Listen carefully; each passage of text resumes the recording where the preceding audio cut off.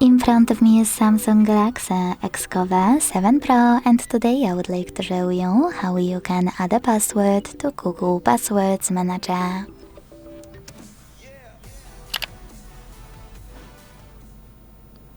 Begin by launching Settings and scrolling all the way down to click on Google. Then hit All Services. Scroll again to click on Autofill with Google, and finally tap on Continue in the pop-up. Now you need to scroll down, tap on Google Password Manager and tap on Add Password at the top. If you can't see any of those options, that means that you never added a password before. To make them visible, you need at least one, so to fix it, hit Settings at the bottom right corner.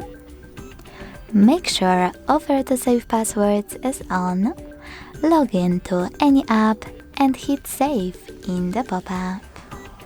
Then your password will appear here, and you'll be able to add any other one from those settings. So now I can click on Add Password and input all of those informations.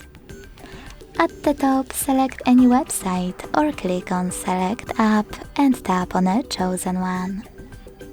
Then enter your username, email or phone number, password, and even take some helpful notes.